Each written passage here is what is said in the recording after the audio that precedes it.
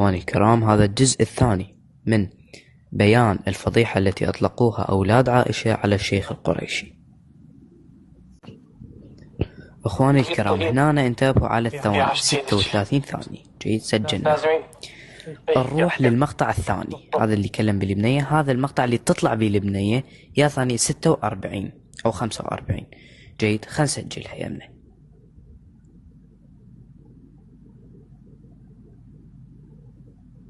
جيد، الآن راح أقول لكم شنو الموضوع. فالدليل هنا شلون اثنين الحادثات اثنين يصيرن، انه البنية تعبر والبنية تحكي والشيخ يحكي على البنية بنفس الوقت. يعني ماكو غباء، هذا المفبرك غبي.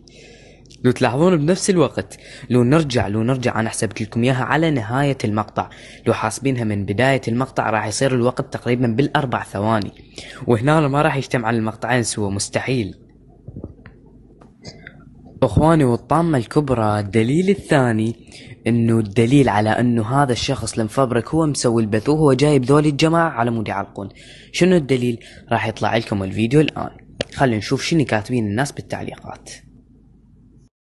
شوف هذا واحد جيش المنتقم كاتب اكلنا، ما نقدر نحكي امانة، باعوا انفضحنا، والبنية بعدها ما طالعة، احذف البث يا معود. باع البنية بعد ما طالعة، تو طلعت البنية. شوفوا شباب، الشيخ دا يصور بالبيت، هاي شنو هاي؟ البنية بعدها ما طلعت، تو طلعت البنية، انفضحنا. شوفوا انفضحنا يا شيع. شوف يعني البنية بعدها ما طلعوا يكتبون هاي التعليقات. شلون عرفوا؟ هل يعلمون الغيب ام لا؟ والله ما نعرف. ترى مو مرته ما محجبة، شو يسوي لها يعني؟ باع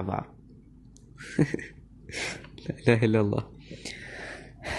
الحمد لله الذي جعل اعداءنا من الحمقى. هاي نهاية كلامنا. خلصنا هذا الجزء الثاني، طبعا الجزء الاول موجود.